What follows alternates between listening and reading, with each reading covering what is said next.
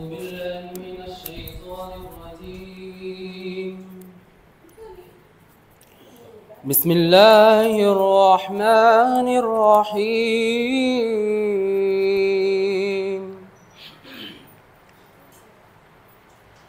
والضحى والليل إذا سجى ما ودعك ربك وما قلى وللآخرة خير لك من الأولى ولسوف يعطيك ربك فترضى ألم يجدك يتيما فآوى ووجدك ضالا فهدى ووجدك عائلا فأغنى فأما اليتيم فلا تقهر وأما السائل فلا تنهر وأما بنعمة ربك فحدث. السلام عليكم ورحمة الله.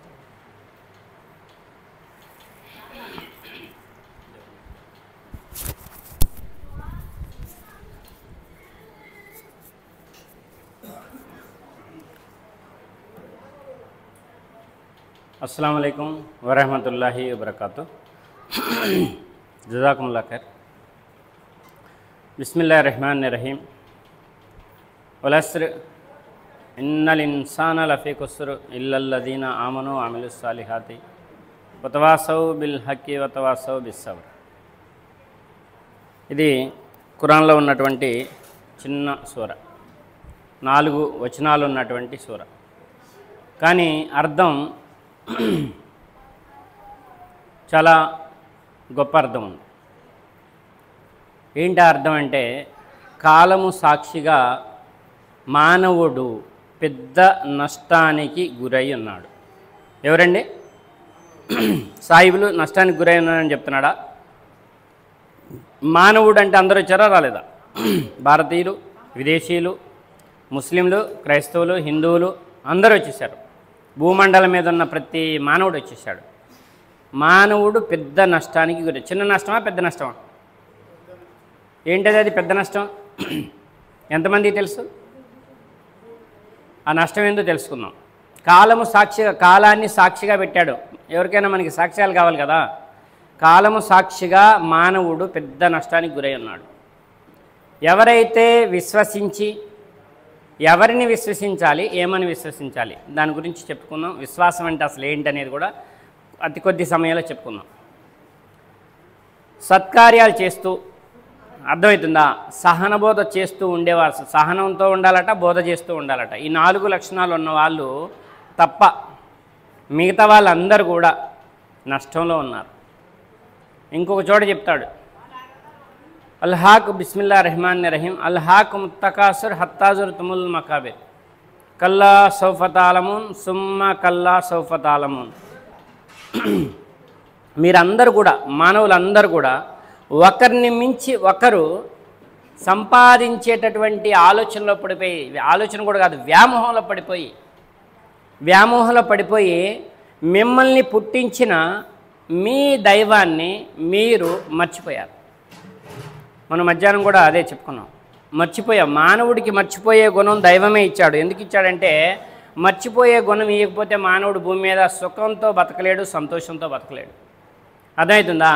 మర్చిపోయే గుణం ఇస్తే, ఆ గుణం ఇచ్చిన ఆయన్నే, సృష్టించిన ఆయన్నే మర్చిపోయి ఎవరిని పడితే వాళ్ళని దేవుడు అనుకుంటున్నాం, ఎవరికి పడితే వాళ్ళకి దైవత్వం ఉందనుకుంటున్నాం. ఎక్కడికి పోతే అక్కడ ఏదో శక్తులు ఉన్నాయి, మహిమలు ఉన్నాయి, కోరికలు తీరుతున్నాయి అనేటటువంటి భ్రమలో ఉన్నాం.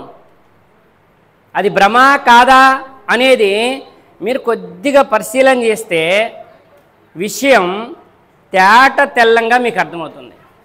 అర్థమవుతుందా? అక్కడికి పోతే నాకు కొడుకు పుట్టాడు, అవునా? ఇక్కడికి పోతే కలిసి వచ్చింది, అక్కడికి పోతే ఉద్యోగం వచ్చింది, ఇవన్నీ కూడా మీ భ్రమలు. అర్థమవుతుందా? అక్కడ ఏ శక్తి లేదు, ఇక్కడ ఏ శక్తి లేదు. మీరు అనుకుంటున్నారు శక్తి ఉందని, అపోహపడుతున్నారు, భ్రమపడుతున్నారు. నేను చెప్పట్లేదు ఈ మాట, భూమి ఆకాశాలను సృష్టించిన దైవం చెప్తున్నాడు. అది మీరు ఎలా చెప్తారు అని మీరు మమ్మల్ని అడిగితే దైవం చెప్పమంటున్నాడు, నీ యొక్క తల్లి గర్భంలో నిన్ను తయారు చేసేటప్పుడే, అదవుతుందా, నీకు 2 కాళ్ళు, 2 చేతులు, 2 కళ్ళు, తల, 2 చెవులు, అర్థమవుతుందా, ఒక మెదడు, మంచి ముక్కు, నోరు, లోపల నాలిక, లోపల గుండె, లోపల ఊపిరితిత్తులు, చిన్న పేగులు, పెద్ద పేగులు, నీ శరీర నిర్మాణం జరిగేటప్పుడే నీ జాతకం మొత్తం ఆయన తక్దీర్గా రాసి పంపించాడు, విధిరాతగా రాసి పంపించాడు. అర్థమవుతుందా? నీ విధిరాతలో ఉద్యోగం ఉంటే వస్తుంది, నువ్వు ఆడికి పోయినా రాదు. చాలామందికి మరి ఆడికిపోయారు. నువ్వు పోయిన కాడికి ఇంకొక ఆయన కూడా పోయింది పాపం. మరి నువ్వు పోయిన కాడికే ఇంకొక ఆమె కూడా పోయింది. నువ్వు పోయిన కాడికి ఆయన పోయాడు, నీకు ఉద్యోగం వచ్చింది, ఆయనకి ఎందుకు ఉద్యోగం రాలేదు? క్వశ్చన్ ఉందా లేదా? మరి ఆన్సర్ చెప్పాలా వద్దా? చెప్పాలి. నువ్వు అనుకుంటున్నావు నువ్వు కరెక్ట్గా అక్కడున్నప్పుడు నీకు పైవాడు ఉద్యోగం ఇచ్చాడు, సృష్టికర్త అయిన దైవం ఉద్యోగం ఇచ్చాడు. ఆయన్ని అరబీలో చెప్తే అల్లా సుబ్హానహు అంటారు. నువ్వేమనుకుంటున్నావు అక్కడ ఒక గొప్ప శక్తి ఉంది, అడిగి బాగానే నాకు ఉద్యోగం వచ్చింది. నీకు ఆ అపోహ నుంచి, ఆ భ్రమ నుంచి నీ అంతట నువ్వు పరిశీలించితే తప్ప బయటపడలేవు. అర్థమవుతుందా? కాబట్టి కాలం సాక్షిగా మానవుడు పెద్ద నష్టానికి గురై ఉన్నాడు. ఇది దైవం చెప్తున్నటువంటి మాట. ఏంటి ఆ నష్టం అంటే, ఎవరికి పడితే వాళ్ళకి దైవత్వం ఇవ్వటం ఫస్ట్ పాయింట్. అర్థమవుతుందా? రెండోది, ఎక్కడికి పోయినా కలిసి వస్తుంది అనేటటువంటి అపోహ, భ్రమ. ఈ రెండింటిని మనం ఈరోజు తెలుసుకుందాం ఇన్షాల్లా. దైవం తలిస్తే ఈ 2 తెలుసుకుందాం. పవిత్ర రంజాన్ మాసంలో ఉన్నాం. ఇప్పుడే అందరూ కొంతమంది ఇఫ్తార్ చేస్తున్నారు, కొంతమంది చేయటం అయిపోయి ఇక్కడ వచ్చి కూర్చొని ఉన్నారు. అర్థమవుతుందా? ఎక్కువ సమయం మళ్ళీ మనం తీసుకోకుండా ఈ మసీదు నుంచి, ఈ పల్లెటూరు అనాసాగరం, ఈ మసీదు నుంచి, ప్రతి మసీదు నుంచి, ప్రతి పల్లెటూరులో ఉన్న మసీదుల నుంచి ప్రజలకి వెళ్ళే సందేశం ఏంటి, ప్రజలకి వెళ్ళే సందేశం ఏంటి, ప్రజలు తెలుసుకోవాల్సింది ఏంటి, వాళ్ళు ఏం తెలుసుకోవాలి, మేమేం చెప్పాలి అనేటటువంటి బాధ్యతని మనం ఈరోజు కొంచెం తెలుసుకుందాం, ఆలోచించేద్దాం. భూమండలం మొత్తం మీద మసీదులు ఉన్నాయి, ఉన్నాయా లేవండి?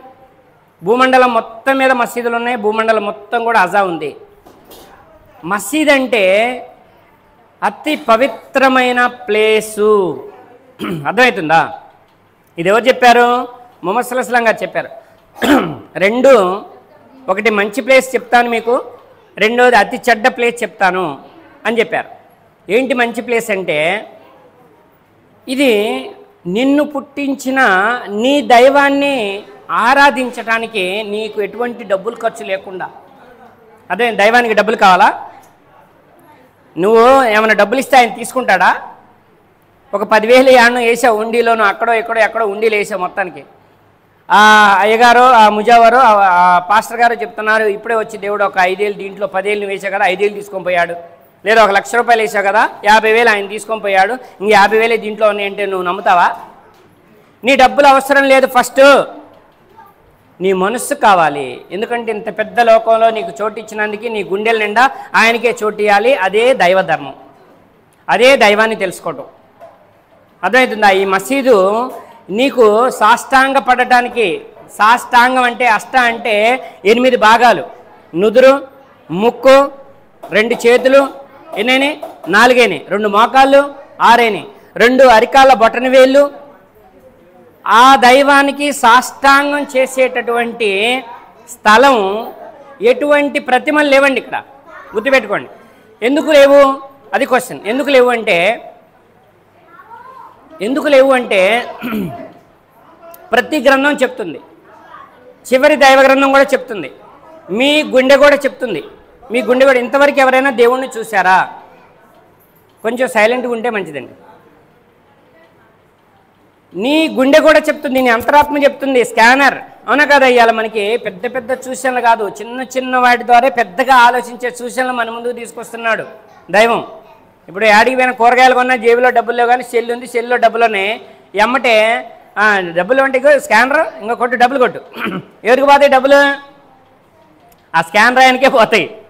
అవునా కదా?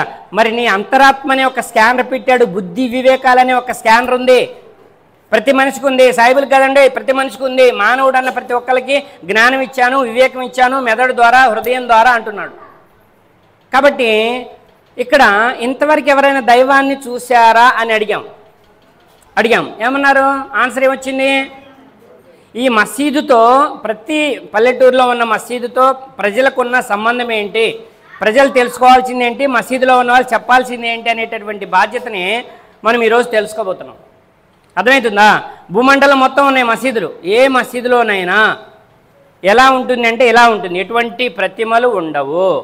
ఎందుకు ఉండవు అంటే ఆ దైవాన్ని ఇంతవరకు ఎవరైనా చూశారా అంటే చిన్న పిల్లగాళ్ళని అడగండి, ఏం చెప్తారో? చూడలేదని చెప్తారు. అవునా కదా? దేవుణ్ణి నువ్వు చూడలేవు, ఆయన కోటి సూర్యుల తేజోమయుడు. ఆయన ఎక్కడున్నాడు? ఆకాశాలపైన ఉన్నాడు. ఆయన ఎప్పుడు చూస్తావు? మరి ఆయన ఎప్పుడు చూస్తావు? నువ్వు భూలోకంలో ఆయన్ని తెలుసుకొని భూలోకంలో ఆయన్నే ఆరాధిస్తే మనసుతో. అర్థమవుతుందా? ఆయన మెప్పుతో స్వర్గ అర్హత పొందితే అప్పుడు నీకు స్వర్గంలో ఆయన్ని చూసే ఆయన దర్శన భాగ్యం లభిస్తుంది. ఇక్కడ దర్శనాలన్నీ వ్యాపారమే. వ్యాపారంతోనైనా పోనీ దైవాన్ని చూపిస్తున్నారంటే వాళ్ళు యుగ పురుషులు, ఋషీశ్వరులు, ప్రవక్తల యొక్క ఇయే తప్ప, వాళ్ళ యొక్క ప్రతిమలే తప్ప దైవం భూలోకంలో లేడు, కానరాడు అనటానికి ఫస్ట్ నీ హృదయమే సాక్ష్యం. రెండో సాక్ష్యం గ్రంథాలు. ఏ నరుడు నన్ను చూసి బతకనేరడు అంటాడు. అర్థమవుతుందా? కోటి సూర్యుల తేజోమయుడు అంటాడు. ఇంకా ఖురాన్లో ఆయన అందరినీ చూస్తున్నాడు, ఆయన చూపుల్ని అందుకుంటాడు, ఆయన్ని చూపులు అందుకోలేవు. ఏ నరుడి యొక్క చూపులు ఆయన్ని అందుకోలేవు. సూర్య అల్-అనాంలో చెప్తాడు, దివ్య ఖురాన్లో. అంటే 3 గ్రంథాలు కూడా సమంగానే దైవాన్ని చూడలేమని చెప్తున్నాయి, అంతరాత్మ చెప్తుంది. మరి ఇప్పుడు మనం ఏం చేయాలి? దైవాన్ని ఆరాధించాలంటే చూడలేదు కాబట్టి చూడకుండా ఆరాధించే ప్లేస్ ఏదో చూసుకోవాలి. అర్థమవుతుందా? దైవాన్ని చూడకుండా, దైవం ఇక్కడ లేడు, పైనుంచి నేను చూస్తున్నాడు, సూర్యుడు అక్కడి నుంచి నీకు వెలుగునిచ్చినట్టు సూర్యుడి కంటే ఇంకా 7 ఆకాశాలపైన ఉన్న దైవం అక్కడి నుంచి నేను చూస్తున్నాడు.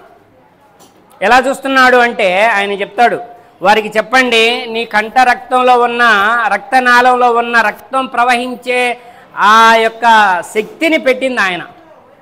ఇంకా చెప్పమంటున్నాడు, నల్ల బండ కింద చూడండి, నల్ల చీమ అమావాస్య చీకటి అర్ధరాత్రి రోజు నల్ల బండ కింద నల్ల చీమ నడిచే విధానాన్ని చూడగలడు.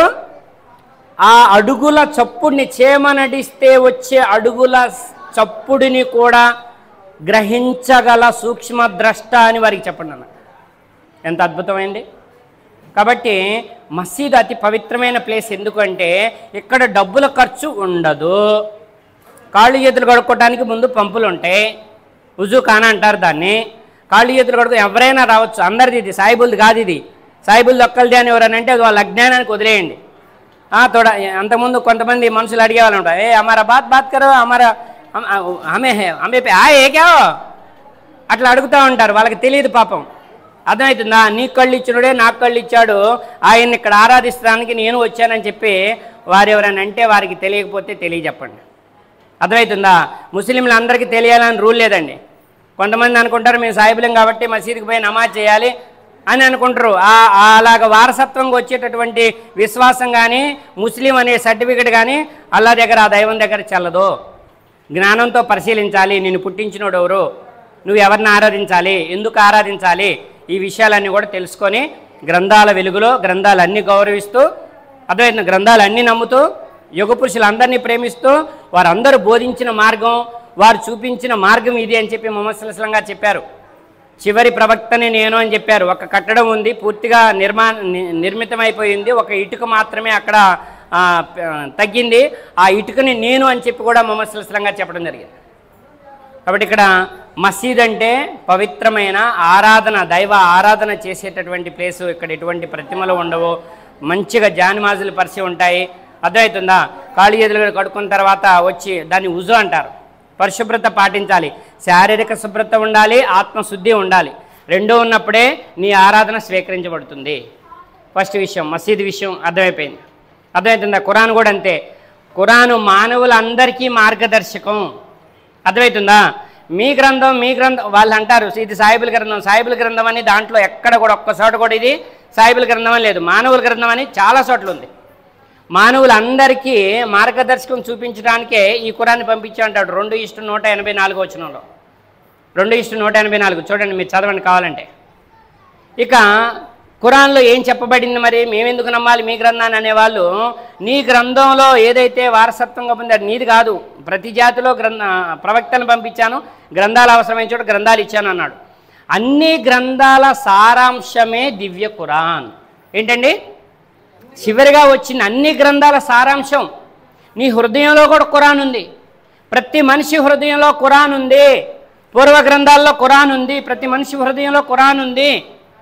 అర్థమవుతుందా? ఎలా ఉంది అని అంటే, ఇందాక మనం నమాజ్లో చదివిన సూరా ఇబ్రహీం గారు మూసా గ్రంథాల్లో కూడా ఇది ఉంది అని మనం ఖురాన్ ఆయతు చదివాం. పూర్వ గ్రంథాల్లో ఏముందంటే దైవం యొక్క లక్షణాలు ఉన్నాయి. ఇక ఈ యొక్క గ్రంథం అలాగా నమ్మకపోతే అది వాళ్ళ కర్మ. ఎవరైనా మేము హమారా బాత్ బోలో, హమారా కితాబ్ హై, హమారా ఖుదా హై, నేనే గొప్ప, నా దేవుడే గొప్ప అని అంటే వాళ్ళ మూర్ఖత్వం. ఇది మతం కాదు, ఇది ధర్మం. ఇస్లాం అంటే అది అరబీ వర్డ్, ఇది దైవ ధర్మం. ఏం చెప్పండి?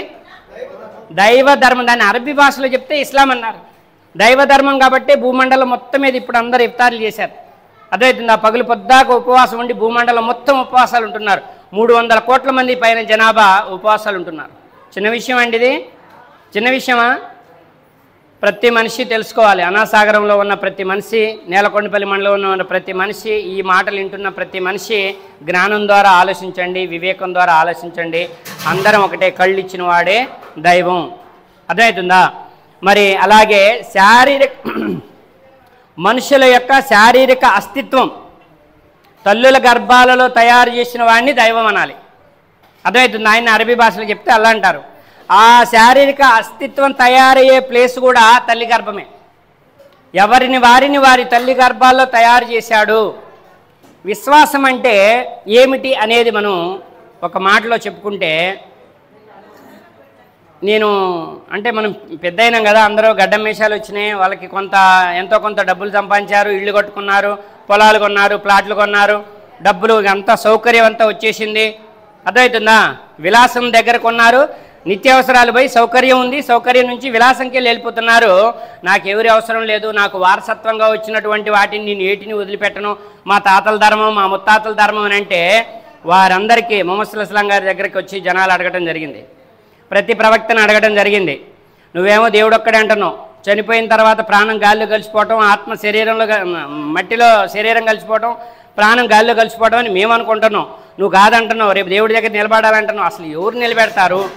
మరి మా తాత ముత్తాతలు ఏ ధర్మంలోనో ఏదో తెలియక వాళ్ళందరూ చనిపోయారు. అర్థమవుతుందా? మా తాత ముత్తాతలు ఇలాగ చేశారు, వాళ్ళకి ఇష్టం వచ్చింది, వాళ్ళ తాత ముత్తాతల కాడ నుంచి వచ్చిందే పాటించి వాళ్ళు చనిపోయారు. వాళ్ళు స్వర్గానికి పోతారా, నరకానికి పోతారా? నువ్వేమో స్వర్గం నరకం అంటున్నావు, ఇప్పుడు వచ్చి చెబుతున్నావు. మరి మేము ఇప్పుడేమో మా తాత ముత్తాతల ధర్మం వదిలిపెట్టి నీ దాంట్లోకి రావాలంటున్నావు. దాంట్లో రావడం లేదు, దీంట్లో దైవ ధర్మంలోకి వారి ఇష్టమైతే రావచ్చు. ఆలోచించాలి, ఎందుకంటే ఇందులో ఎటువంటి డబ్బులు ఖర్చు లేదు. నీకు మెదడిచ్చిన వాడి ముందు ఆ మెదడుని, ఆ తలని వంచమని ఆ యొక్క దైవం యొక్క ఆజ్ఞ. విషయం అర్థమైందా? వాళ్ళందరూ అడుగుతారు. అడిగేసరికి అప్పుడు ముహమ్మద్ సల్లల్లాహు అలైహి వసల్లం గారు సైలెంట్గా ఉంటారు. ఒక నిమిషం కొద్దిసేపు సైలెంట్ ఉంటారు. అలాగా దైవం ఆయనకి ఎమ్మటే జిబ్రీల్ అమీన్ దైవదూతను పంపించాడు. వాళ్ళకు ఒక మాట చెప్పమంటాడు. ఎవరి లెక్క అయినా మరణించిన వారి లెక్క అంతా కూడా వాళ్ళ తాత ముత్తాతల లెక్క, వాళ్ళ తాత ముత్తాతల లెక్క ఆయన ఒంటరిగా పుట్టించాడు. ఎవరినైనా సరే ఒంటరిగా పుట్టామా లేదా? ఒంటరిగా మరణించాలి రేపు, అవునా కదా? నువ్వు భార్యతో ఎన్నాళ్ళు సంసారం చేసినా, నీ పిల్లలు అమెరికాలో ఉన్నా, నీ పిల్లలు పెద్ద లక్షలు నెలకు లక్షలు నెల జీతాలు సంపాదిస్తున్నా, మరణం వచ్చిందంటే రేపు ఒంటరిగా వెళ్ళాల్సిందే దైవం దగ్గరికి. ప్రతి మనిషి లెక్క ఆ దైవం దగ్గర ఉంది అని చెప్పమంటున్నాడు. మీ తాత ముత్తాతల లెక్క ఆయన దగ్గర ఉంది, మా తాత ముత్తాతల లెక్క కూడా ఆయన దగ్గరే ఉంది.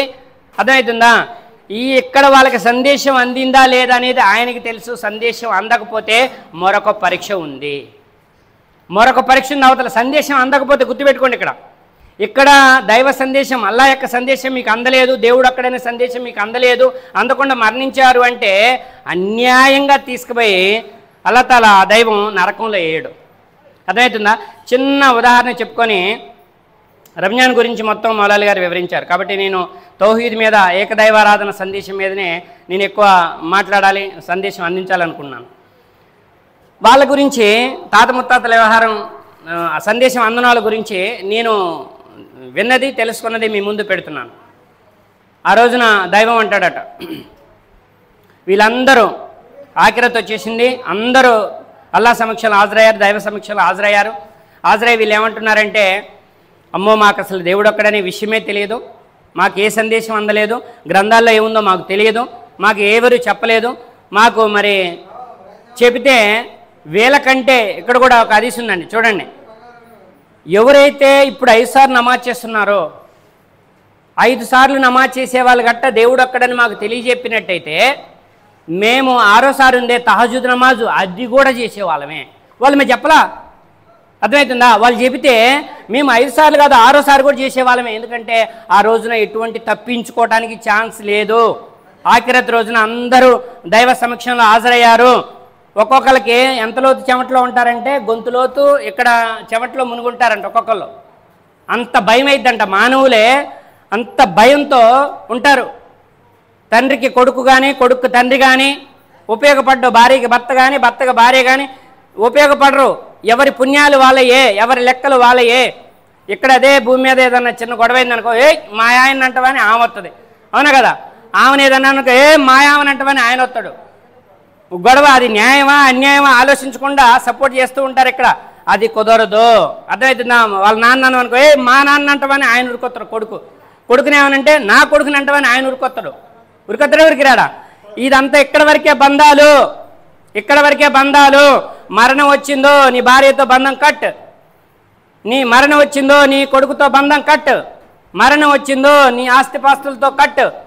నీ యొక్క బలము పోయింది, నీ యొక్క బలగము పోయింది. ఎక్కడికి పోవాలో నువ్వు అక్కడికి పోతావు. దైవ సమక్షంలో అందరూ హాజరైన తర్వాత చూడండి, ఎవ్వరికి ఎవ్వరు కూడా సహాయపడలేరు. ఆ రోజు రానున్నది ప్రతి ఒక్కరికి. అక్కడ అంటారంట అందరూ 5 సార్లు కాదు 6 సార్లు చేసేవాళ్ళమని. సరే అల్లా అంటాడంట, దైవం అంటాడట, ఇప్పుడు ఒక పరీక్ష పెడుతున్నాను, సరే ఓ పని చేయండి అన్నాడట. ఏంటంటే ఏంటా పని అంటే పరీక్ష అన్నాడా లేదా తెలియదు. ఇప్పుడు సరే ఒక పని చేయండి, ఒక పెద్ద ఇటు చూస్తే నరకం కానొస్తుందంట, పెద్ద నరకం. అదేం చెప్పకుండా పోయి ఒక దాంట్లో దూకుపోండి అన్నాడు. వీళ్ళందరూ చూడండి ఒకసారి 2 వర్గాలు అయిపోయారు. వీళ్ళందరూ ఒక్కసారిగా గబగబ అడిగిపోయారంట. అడిగిపోయారు, దేవుడే చెప్పాడుగా పోయి దాంట్లో దూకుపోండి అని. అది మంచా చెడా అసలు ఏం ఆలోచించలేదట. ఎందుకంటే అప్పటికే ఇంతలో చెమటలో మునిగొన్నారు, వాళ్ళంతా కూడా గడగడ వణుకుతున్నారు. ఇక గత్యంతరం లేదు, దేవుడి మాట అల్లా మాట విన్నారు. పోయి దాంట్లో చాలామంది దూకారు. దూకిన తర్వాత కొంతమంది ఉన్నారు వెనక్కి తిరిగి వచ్చి దైవంతో అంటున్నారంట, అల్లాతో అంటున్నారంట, ఏ నరకం అయితే తప్పించుకోవడానికి మేము నిన్ను అడిగామో ఆ నరకంలోనే దూకవన్నమేందయ్యా, ఓ అల్లా, ఓ దేవుడా, ఆ నరకంలోనే దూకవన్నమేంది. పిచ్చోళ్ళు వాళ్ళందరూ దూకారు. అందులో నుంచి బయటపడటానికే కదా మేము నిన్ను వేడుకునేది అని వచ్చి వెనక్కి తిరిగి వచ్చి అడుగుతున్నారంట. జాగ్రత్తగా గమనించండి. అప్పుడు ఆ దైవం అంటాడట, అల్లా సుబ్హానహు వ తఆలా అంటాడంట, నేను చెబితేనే మీరు వినలేదే, నా దాసులు చెప్తే మీరు వింటారా? మీరు వినరు. ఈ బుద్ధి జ్ఞానాలు భూలోకంలో మీకు అందుకే ఇచ్చాను, వాటిని అక్కడే మీరు ఉపయోగించితే పోయేదే. దైవదూతలకు చెప్పేస్తారట, ఎవరైతే వెనక్కి దిగి వచ్చారో వాళ్ళందరినీ పట్టుకొని తీసుకుపోయి నరకంలో వేసేయండి, ఎవరైతే దూకారో వాళ్ళని తీసి స్వర్గంలో వేసేయండి అన్నాడు. అర్థమైందా? ఎవరైతే దూకారో వాళ్ళు అమాయకులు. వాళ్ళు భూలోకంలో ఎవరు చెప్పినా దైవం ఒక్కడేనంటే కొన్ని ఆధారాలు చూపిస్తే వినేవాళ్ళే, నమ్మేవాళ్ళే. కాబట్టి వాళ్ళకి సందేశం అందలేదు. వాళ్ళని తీసి ఎవరైతే దూకారో ఆ నరకమా స్వర్గం అని ఆలోచించుకొని దూకారో వాళ్ళని తీసి స్వర్గంలో వేయండి, వెనక్కి తిరిగి వచ్చిన వాళ్ళని వరకు పట్టుకొని నరకంలో వేసేయండి అన్నాడు. అర్థమవుతుందా? కాబట్టి తాత ముత్తాతల లెక్క అందరి లెక్క ఆయన దగ్గర ఉంది. గ్రంథంతో ప్రతి గ్రంథంతో బంధం కలిగి ఉండండి, జ్ఞానంతో వివేకంతో ఉండండి. పవిత్ర రంజాన్ నెల. ఇంకో మాట చెప్తాను, ప్రతి సంవత్సరం మీ యొక్క విధిరాత మార్చబడే నెల కూడా రంజాన్ నెల. తల్లి గర్భంలో విధిరాత రాశాడు కదా, మరి ఇతను భక్తిపరుడయ్యాడు. కష్టాలు కడగండ్లు ఉన్నాయి, కష్టాలని తీర్చమని అడుగుతున్నాడు, బాధలు తీర్చమని అడుగుతున్నాడు, అప్పులు తీర్చమని అడుగుతున్నాడు, దైవం ముందు ప్రాధేయపడుతున్నాడు. నాకు బాధలు ఉన్నాయి, నాకు అనారోగ్యం ఉంది, నాకు కష్టాలు ఉన్నాయి, నాకు అప్పులు ఉన్నాయి అని దేనాతి దీనంగా అడుగుతుంటే అనంత కరుణామయుడు అనేటువంటి అల్లతల రంజాన్లో, ప్రతి రంజాన్లో చూడండి, లైలతుల్ కదర్ రాత్రిలో ఘనమైన రాత్రి ఉంది. 1000 నెలల కంటే కూడా అది ఘనమైనది. 1000 నెలలు నువ్వు ఆరాధన చేసినా కానీ అంత పుణ్యం దొరకదు. అంత పుణ్యం దొరికింది. ఆ రోజు వారి యొక్క విధిరాతలు కూడా అల్లా తలిస్తే మార్చే అవకాశం. ఎంత గొప్ప అదృష్టం అండి. పిల్లలు లేరు, తాకరాత్రుల్లో వచ్చి ఆరాధన చేసి మాకు ఈ యొక్క గొడ్రాలితనం మాకొద్దు, మాకు సంతానాన్ని ఇవ్వు అని అడగటానికి అవకాశం ఇచ్చాడు. అర్థమవుతుంది? ఎవరు? భూమి ఆకాశాల యజమాని, నిన్ను తల్లి గర్భంలో తయారు చేసినవాడు, నీకు కళ్ళు ఇచ్చినవాడు. అదే తాకరాత్రుల్లో అప్పుల పాలైపోయావు. మొన్న చూసాం పేపర్లో, చూడండి. చిన్న మాట చెప్పి నేను ముగిస్తాను, మరింత సమయం తీసుకోకుండా. మొన్న 3 రోజుల క్రితం పేపర్కి వచ్చింది. మన జీవన విధానం ఎలా అయిపోయిందంటే, మనకు 10,000 ఆదాయం ఉంటే, జాగ్రత్తగానండి, 10,000 ఆదాయం ఉంటే మన ఖర్చులు 20,000కి అయిపోతున్నాయి. ఈఎంఐలు, అది తీసుకోవటం, ఇది తీసుకోవటం, అది తీసుకోవటం, మొత్తం మన ఆదాయం ఏమో 10,000, మన ఖర్చు ఏమో 20,000. అప్పులు కాకుండా ఎవరైనా ఉంటారండి? ఉంటారా? ముహమ్మద్ సల్లల్లాహు అలైహి వసల్లం గారు చెప్పారు, ప్రాణం మీదకి వస్తే తప్ప అప్పు చేయవద్దు. ప్రాణం మీదకి వస్తే తప్ప అప్పు చేయవద్దు. అప్పు నిప్పు లాంటిది. అర్థమవుతుందా? దానివల్ల పెద్ద నష్టం ఏంటంటే, ఎంతమంది, నేను మొన్న పేపర్కి చూశాను, ఇంకా మీరు కూడా చాలా చూసి ఉంటారు. వాళ్ళు మన హబ్జీగూడలో, సికింద్రాబాద్ హబ్జీగూడలో భార్య భర్త ఇద్దరు, భార్యకి 35 సంవత్సరాలు ఉన్నాయి, భర్తకి 40 సంవత్సరాలు ఉన్నాయి. వాళ్ళు ఇక్కడ కరీంనగర్ కాడ నుంచి, కరీంనగర్ హైదరాబాద్లో ఉంటున్నారు, సికింద్రాబాద్లో. అప్పుల పాలైపోయారట. అప్పులు తీరటం లేదు. అప్పులు తీరకపోతే వాళ్ళకి 9వ తరగతి అమ్మాయి, 4వ తరగతి అబ్బాయి, ఒక అబ్బాయి ఒక అమ్మాయి, హైదరాబాదు. అందరూ ఏమనుకుంటారు, వాళ్ళ ఊళ్ళో హైదరాబాద్ పోయారు, బాగానే సెట్ అయ్యారు, ఓ పర్వాలేదు అనుకుంటారు. కానీ అప్పులు ఎక్కువైపోయి 6 నెలల నుంచి ఏమీ చేయక మనోవేదనకు గురైపోయి భార్యాభర్తలు ఇద్దరు మాట్లాడుకున్నారట. మాట్లాడుకొని భార్యాభర్తలు ఇద్దరు పిల్లలకి విషమిచ్చి చంపి, చూడండి ఎంత అమానుషం అండి, పిల్లలకి విషమిచ్చి చంపి ఆ తర్వాత వీళ్ళిద్దరూ ఊరేసుకొని చనిపోయారట. ఒక కుటుంబం అప్పు అనేది, ఇప్పుడు మనకి ఎంత ఆదాయం వస్తుంది, ఎంత ఖర్చు పెట్టాలి, ఇలాగ మనం చూసుకోవాలి. 5,000 వచ్చినా 5,000లో 3,000 ఖర్చు చేసి 2,000 దాచుకునే విధంగా ఉంటేనే ఈ రోజుల్లో బతకగలుగుతాం. అంటే అందరం బాగుండాలి. వాళ్ళు ముస్లింలైనా, వాళ్ళు హిందువులైనా, క్రైస్తవులైనా, ఎవరైనా అందరం బాగుండాలి. మీరు ప్రతి దానిలో కూడా అప్పుల పాలు కాకుండా చూసుకోవాలి. అలా అప్పుల పాలు అయిపోయారు, అలా ఆత్మహత్య చేసుకోవద్దు. ఇలా రంజాన్ నెలలో తాకరాతులో దైవం అంటున్నాడు, తక్దీర్ మారుస్తానంటున్నాడు. నీకు చూడండి, బండ్లు ఓడలు బండ్లు అవుతాయి అనే మాట విన్నారా ఏం లేదా? మన కళ్ళ ముందు జరుగుతున్నాయా లేదా? ఉన్నోడు పేదోడైతుండు, పేదోడు ఉన్నోడైతుండు. పగలు రాత్రాలుగా, రాత్రి పగలాలుగా. మంచి రోజులు అనేవి వస్తాయి, ఎదురు చూడాలి. అలాగా ఆత్మహత్యలు చేసుకోవటం, బెంగపట్టం, దిగాలు పట్టడం కాదు, నిరంతరం పోరాడుతూనే ఉండాలి. తాకరాత్రులో వచ్చి లేదా కాళ్ళు చేతులు కడుక్కొని, నన్ను సృష్టించిన నా దైవమా, నా విధిరాతను మార్చు, అప్పులు తీరే ఉపాధి మార్గాన్ని తెరువు, నిన్ను తప్ప నేను వేరే ఎవరిని వేడుకోను, నువ్వు నాకు చాలు, నన్ను నడిపిస్తున్నావు, నాకు కోట్ల కంటే ఎక్కువ విలువైనటువంటి కళ్ళు, గుండె, చేతులు, కాళ్ళు, ఇవన్నీ మెదడు, కోట్ల కంటే విలువైనటువంటి అవయవాలు ఇచ్చావు, నీ మీద నాకు నమ్మకం ఉంది, నాకు ఉపాధి మార్గం తెరువు. అర్థమవుతుందా? మా గురుగారు ఒక మాట చెప్పాడు, ఆ మాట చెప్పి నేను ముగిస్తాను. ఎవరు కూడా బెంగపడొద్దు. అలాగని ఇంట్లో కూర్చుంటే రాదు, కూర్చొని తింటే గుట్లాగో గట్లాగో. మా గురుగారు మాట చెప్పాడు, దైవం మీద నమ్మకం ఉంచితే ఒక నోరు లేని జంతువుకి. చూడండి, హైదరాబాద్లో జూ పార్క్లో చూస్తే మీరు సింహం లేదా పులి, ఆ ప్లేస్ ఎంత వాల్యూ అండి? జూ పార్క్ హైదరాబాద్ కోట్లల్లో ప్లేస్, అది ఖరీదు కోట్లల్లో ప్లేస్లో ఉంది. దాని టయానికి అది ఎక్కడికి పోదు, జూ పార్కులో పెట్టారు, దానికి జూ పార్కులో పెట్టారు. కానీ దాని టయానికి ఆహారం దాని మాంసమే తింటుంది, అవునా కదా? అది మాంసమే తింటుంది, ఏది తిందో, ఏది పూలు పండ్లు కూరగాయలు ఆకుకూరలు అన్నమే తిందది. కానీ దాని టయానికి దాని ముందుకి ఆహారం చేర్చేవాడల్లా. అర్థమవుతుందా? దానికి కాపలాదారులు, దానికి మొత్తం కూడా సెక్యూరిటీ. ఒక నోరు లేని జంతువుకే నెలకి కోట్లల్లో ఖర్చు పెట్టి దానికి ఉపాధినిస్తున్నవాడే నీకెందుకు ఏడు ఉపాధి? నీలో ఆ నమ్మకం ఉన్నప్పుడు, ఆ విశ్వాసం ఉన్నప్పుడు నీ దగ్గరకు వస్తుంది ఆహారం. నువ్వు కాకపోతే ఇంట్లో కూర్చొని దువాలు చేయటం కాదు, నువ్వు ఏదో ఒకటి పని చేస్తూ ఉండాలి. నాకు ఉపాధి మార్గం తెరువు అని చెప్పి ఏదో ఒక ఉపాధి మార్గంలో నువ్వు ఉండాలి. అర్థమవుతుంది ఆ విషయం? కాబట్టి నిరాశ చెందొద్దు, అలాగని ఇంట్లో ఉండొద్దు. ఇంకా చిన్న మాట చెప్తాను, అది చెప్పి మనం ముగిద్దాం. పక్షులను చూసి నేర్చుకోమంటాడు, పక్షులను చూసి నేర్చుకోమంటాడు. తెల్లవారేసరికి మనకి తెల్లారుతుంటే పక్షులన్నీ కూడా కిసకిసా అని అరుస్తూ ఉంటాయి. మనం అనుకుంటున్నాం తెల్లారి వచ్చింది, పక్షులు అరుస్తున్నాయి, పిట్టలు అరుస్తున్నాయి, తెల్లారి వచ్చింది అనుకున్నాం. ఒక పక్షి అల్లాని అడిగిద్దట, దైవాన్ని అడిగిద్దట, ఓ దైవమా, నా ఆహారం ఎక్కడుందో నాకు తెలియదు, నేనైతే బయలుదేరుతున్నా. అర్థమవుతుందా? అది తూర్పునుందో పడవనుందో ఉత్తరం ఉందో దక్షిణం ఉందో ఏడుందో నాకు తెలియదు. నా ఆహారం ఎక్కడుందో ఆహారం వైపు వెళ్ళే అదృష్టాన్ని నాకు ప్రసాదించు. ఒక పక్షి చేస్తున్నటువంటి దువా అండి, ఒక పక్షి చేస్తున్నటువంటి ప్రార్థన, ఒక పక్షి చేస్తున్నటువంటి ఆరాధన. అర్థమవుతుందా? మరి మనం ఎప్పుడన్నా లేచి తెల్లారుజామున దైవాన్ని ఆరాధించినవా? ఇవాళ నా ఉపాధి పెంచు, నా ఉపాధి నాకు నా దగ్గరికి చేర్చని ఎప్పుడన్నా దువా చేసినవా? ఫజర్ నమాజులో ఎంతో శుభం ఉంది. ఫజర్ నమాజులో పక్షులను చూసి నేర్చుకోండి. ఫజర్ నమాజ్ చేయకుండా ఎల్లో జీవులు నిర్జీవులు అన్ని దైవాన్ని ఆరాధిస్తున్నాయి, వాటి స్థుతిని మీరు అర్థం చేసుకోలేరు. అర్థమవుతుందా? విశ్వాసంలో మేటి మానవుడు ఎప్పుడైతాడో అప్పుడు అతని యొక్క బరకత్ సిరి సంపదలు పెంచబడతాయి, అతని యొక్క ఆరోగ్యం పెంచబడుతుంది, అతని యొక్క సంతానంలో శుభం పెట్టబడుతుంది, అతని ఇంట్లో శుభం కురిపించబడుతుంది.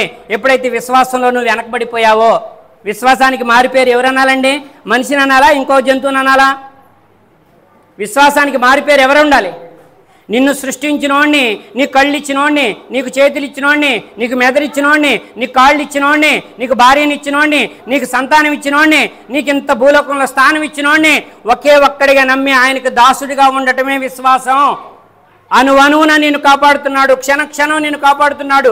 రేపనే ఆయుష్ని 24 గంటలు రేపు ఉంది లేదు నీకు తెలుసా? నీ దగ్గర లక్షలున్నా లక్షలతో రేపు 24 గంటలు కొనగలుగుతావా? నీ దగ్గర కోట్లున్నా కోట్లతో రేపు 24 గంటలు కొనగలుగుతావా? ఈ నైటే నీ లాస్ట్ డేట్. ఈ నైట్ నువ్వు హార్ట్ అటాక్తో పైకి పోవాల్సిన రాసి పెట్టబడి ఉంది. నీ జాతకాన్ని నువ్వు మార్చుకోగలుగుతావా? అర్థమవుతుందా? కాబట్టి రేపు అనే 24 అవర్స్ నీకు ఇస్తున్నాడంటే నీ యావదాస్తి ఆయన కాళ్ళ ముందు పోసినా కానీ ఆయన నీ యొక్క రేపు యొక్క ఆయుష్ని నువ్వు పొందలేవు. ఆయన ప్రేమతో మనం బతుకుతున్నాం, ఆయన దయతో మనం బతుకుతున్నాం. కాబట్టి విశ్వాసానికి మారిపేరు ఈ చెప్తారు కదా, ఆ జంతువు కాదు. నేను నా నోటితోని మసీదులో చెప్పలేక ఆగుతున్నాను. నేను దానికి 3 సార్లు మీరు అన్నం పెట్టండి. మన ఇంట్లో ఒక్కొక్కరు చదువుకుంటారు కదా, లేదా బజార్లో వెళ్ళే కుక్కకు కూడా 3 రోజులు అన్నం పెట్టండి, 3 రోజులు అన్నం పెట్టండి. మీరు నెల రోజులు ఊరికిపోండి. నెల రోజులు ఊరికిపోయిన తర్వాత నెల రోజుల తర్వాత వచ్చి మీ ఇంట్లోకి వెళ్తుంటే ఆ కుక్క వచ్చి మీ దగ్గర వాసన చూసి మిమ్మల్ని నాకబోద్ది.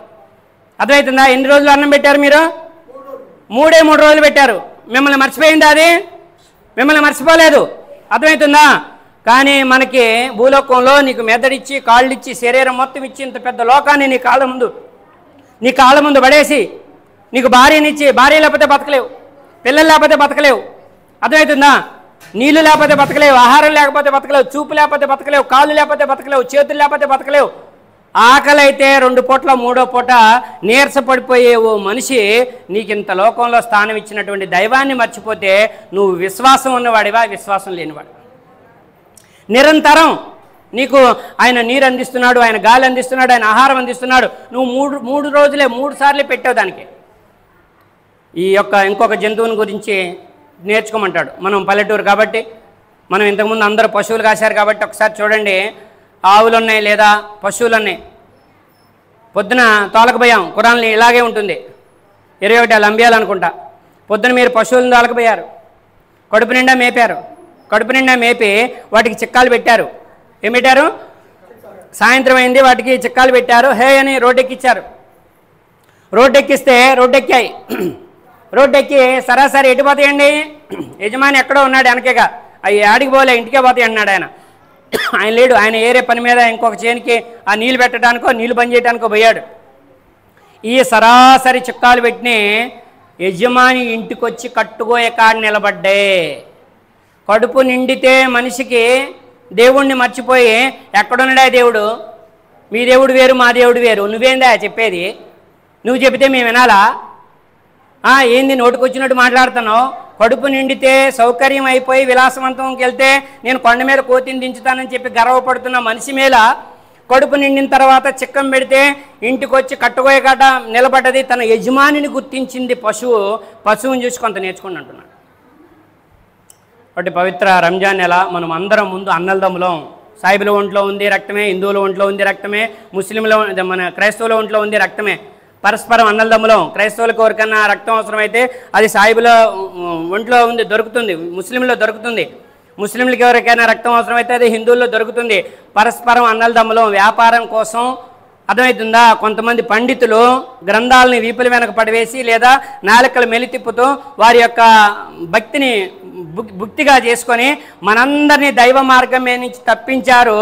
కాబట్టి మనం బుద్ధి వివేకాలు ఉపయోగించి గ్రంథాల వెలుగులో యుగపురుషుల మార్గదర్శకత్వంలో మనం వస్తే దైవ అనుగ్రహం ఉంటుంది. భూలోకం సఫలం సాఫల్యం, తర్వాత పరలోక ప్రాప్తి, మానవ జీవిత పరమార్థం గ్రంథాల వెలుగులో ఉంది, మీ గుండెలో ఉంది, మీ ఆలోచనలో ఉంది, అదే మీ పరిశీలనలో ఉంది, యుగపురుషుల మార్గదర్శకత్వంలో ఉంది. ఇది గ్రహించమని ఎంత చెప్పినా వినకుండా మా ఇష్టం వచ్చినట్టు నడుస్తానంటే నడిచే స్వేచ్ఛని ఆ దైవమే ఇచ్చాడు, అల్లా ఇచ్చాడు. కాబట్టి ఆలోచించమంటున్నాం, పరిశీలించమంటున్నాం. అదే ఖురాన్లో చెప్పమంటున్నాడు. ఉత్తమంగా, జ్ఞానంగా, వివేకవంతంగా, మంచితనంతో ఒకరికొకరు అనుబంధాలు కలుపుకుంటూ మంచి మర్యాదతోని వారికి మంచి సందేశం అందించండి అని అంటున్నాడు. అలాంటి పనిలో మమ్మల్ని అందరినీ భాగస్వామ్యం చేయమని, అందరం కలిసిమెలిసి ఉండేలాగా, గ్రంథాలన్నీ సమదృష్టితో చూసేలాగా, యుగపురుషుల మార్గదర్శకత్వంలో నడిచే అదృష్టాన్ని అనుగ్రహాన్ని ప్రసాదించమని అలాతో దువా చేస్తున్నాను. ఆమీన్. రంజాన్ నెల ఎవరైతే ఇఫ్తార్ ఇచ్చారో వారికి ఇఫ్తార్ యొక్క పుణ్యఫలాలని, రోజా ఉన్నంత పుణ్యఫలాలను వారికి అనుగ్రహించమని, అలాగే ఎవరైతే రోజా ఉన్నారో రోజా స్వర్గంలో రయ్యాన్ అనే ద్వారం గుండా స్వర్గంలోకి ప్రవేశించే అదృష్టాన్ని ప్రసాదించమని, వారి గతంలో తెలియజేసిన పాపాలన్నీ క్షమించమని, ఇంకా మరింతమంది ఇంకా దగ్గర 13 రోజులు అయిపోయింది, 17 రోజులు ఉంది, ఇంకా మరింతమంది ఉపవాసాలు ఉండి అదృష్టాన్ని అనుగ్రహాన్ని ప్రసాదించమని, ఉపవాసంలో కూడా ఆకలి కాకుండా దప్పిక కాకుండా ఆ యొక్క జీర్ణాశయానికి ఆజ్ఞ వేసి అది ఇబ్బంది పెట్టకుండా, పొట్ట జీర్ణాశయం ఇబ్బంది పెట్టకుండా ఉపవాసం చాలా తేలిక చేయమని వాళ్ళ నీతో దువా చేస్తున్నాం. చిన్నపిల్లలు ఉంటున్నారు, అంటే మరీ చిన్నపిల్లలు కాదు, స్థాయి గల వాళ్ళు, చాలా పెద్ద వయసులో ఉంటున్నారు. ఓపిక లేకపోయినా ఉందామని ప్రయత్నం చేసే వాళ్ళకి నువ్వు తోడుగా ఉండి ఆకలి దప్పుల నుంచి మమ్మల్ని కాపాడమని, మా యొక్క విధిరాతని మార్చమని, అప్పుల పాలైన వాళ్ళకి అప్పులు తీరే ఉపాధి మార్గాన్ని తెరవమని, ఎవరైతే ఉద్యోగం కోసం ఎదురు చూస్తున్నారో, మా కొడుకు పెద్దోడయ్యాడు, మా కొడుకు బాగా చదువుకున్నాడు, మా కొడుకు ఉద్యోగం వస్తుంది, మా కష్టాలు తీరుతాయని బాధల్లో ఎవరైతే ఉన్నారో వాళ్ళందరికీ ఉద్యోగాలు వచ్చే అనుగ్రహాన్ని ప్రసాదించమని, మంచి మంచి వ్యాపారాల్లో స్థిరపడేటటువంటి అదృష్ట భాగ్యాన్ని ప్రసాదించమని వాళ్ళ ఉపవాసం ఇడిచిన తర్వాత నీతో దువా చేస్తున్నాం.